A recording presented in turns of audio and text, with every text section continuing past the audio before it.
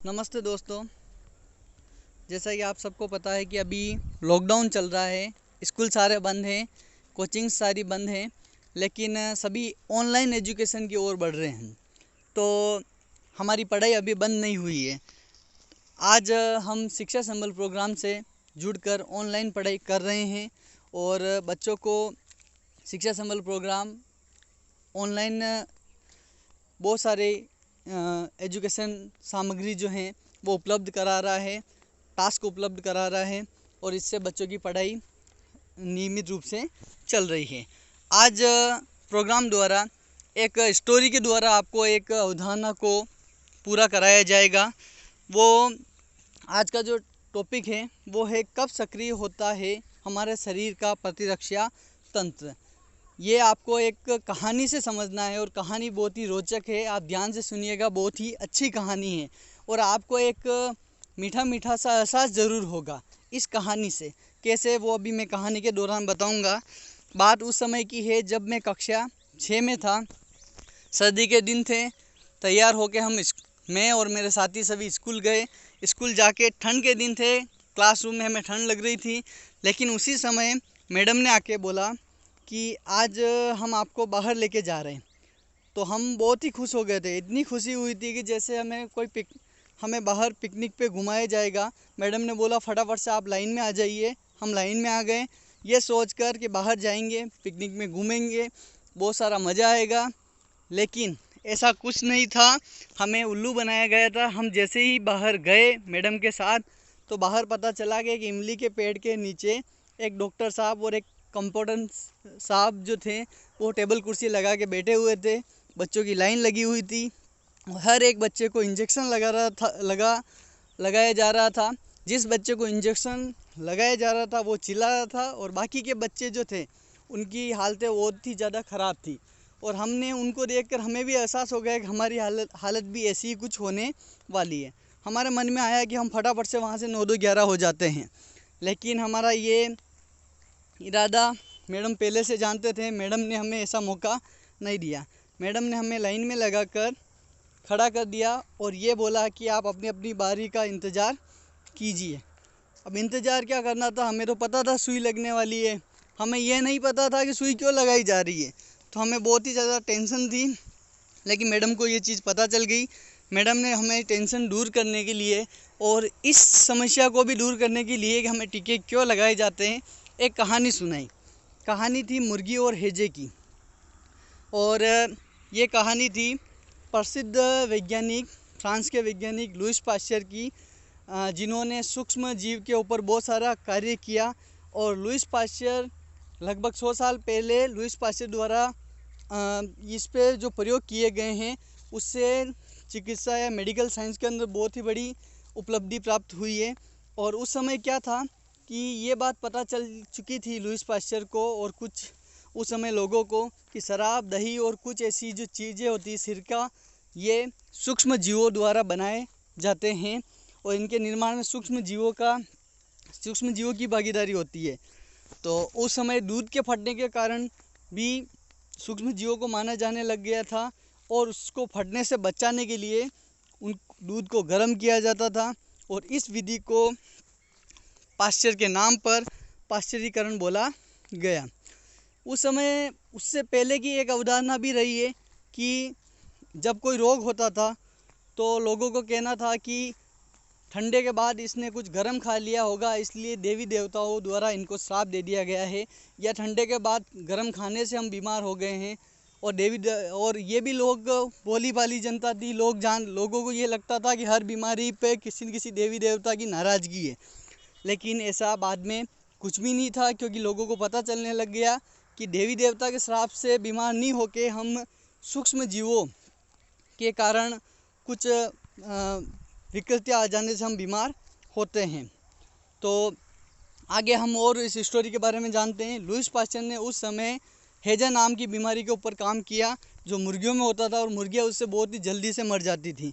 तो Lewis Pasteur ने अपने एक साथी सांबरला को बोला कि सांबरला को बोला कि मैं आपको एक किस्म दे रहा हूँ जो लुईस पाश्चर ने हैजा के कीटाणुओं को इकट्ठा करके और हैजा के कीटाणुओं को भोजन, हवा, पानी सब उपलब्ध करा के उसकी किस्म को बढ़ाया और उसकी किस्म को सांबरला को देकर बोला कि इसको आप मुर्गियों के दाना पानी में मिलाकर मुर्गियों को दीजिए। जब सांबरला ने ऐसा किया तो मुर्गियों को जैसे ही दाना पानी दिया जाने लगा तो मुर्गियां 2 दिन के अंदर हैजा बीमारी से मर जाती थी।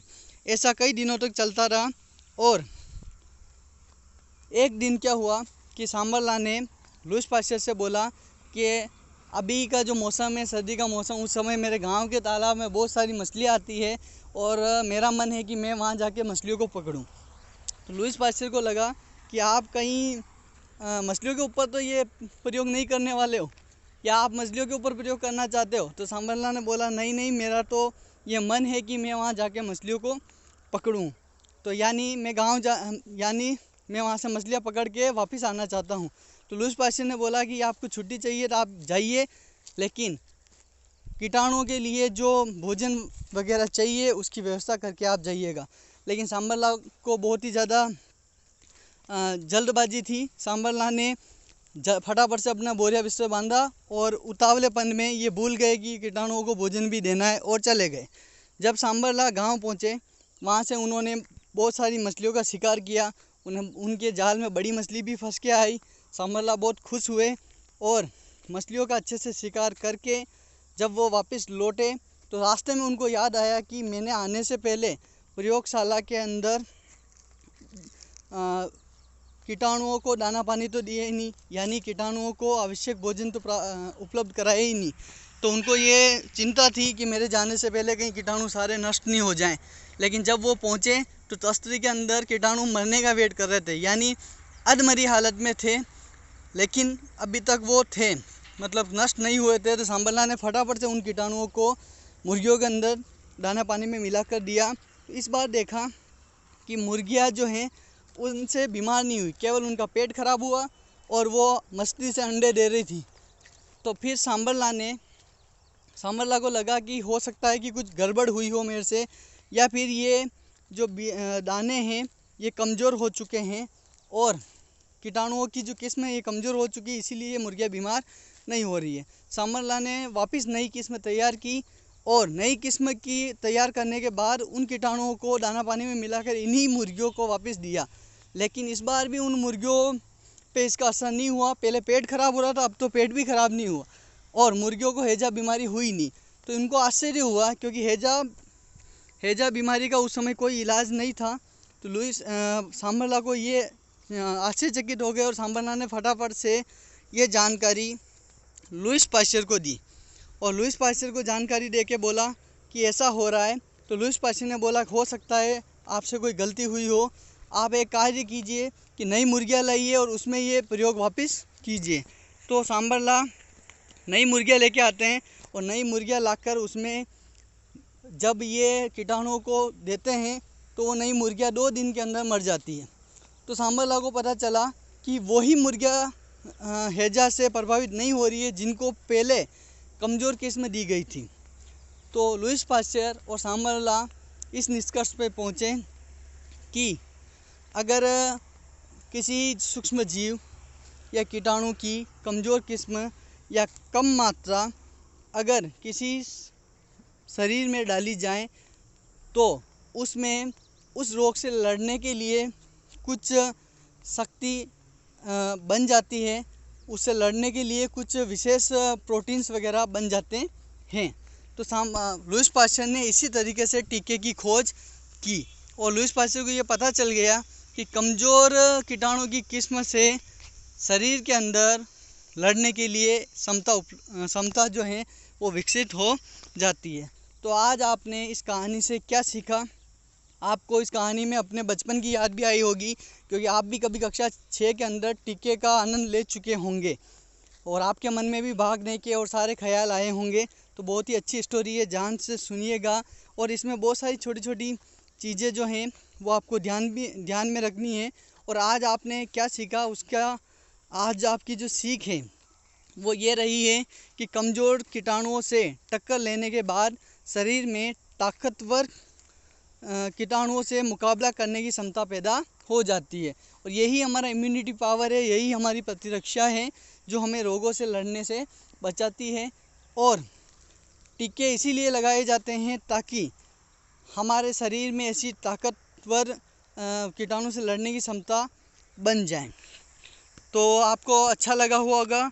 कुछ प्रश्न हैं इसमें, जैसे दूध से फटने की विधि का नाम, क्या गर्म के बाद कुछ ठंडा खाने से देवी देवता के श्राप से कोई बीमारी होती है, लुईस पास्चर ने मुर्गियों में हैजा के कीटाणु क्यों डाले, प्रयोग के दौरान हैजा के कीटाणु कमज़ोर कैसे हो गए। इन सभी प्रश्नों का जवाब वीडियो के अंदर है, आप ध्यान से सुनिएगा और इन सभी के जवाब आपको देने हैं। और आप जानते हैं कि लॉकडाउन चल रहा है, इस दौरान शिक्षा संबल द्वारा वर्कशीट, वीडियो, पढ़ने की सामग्री आदि अध्यापकों की मदद से भेजी जा रही है। इसका आप पूरा फ़ायदा उठाइएगा और साथ में सरकार की मदद कीजिए। Stay home, stay safe. Thank you.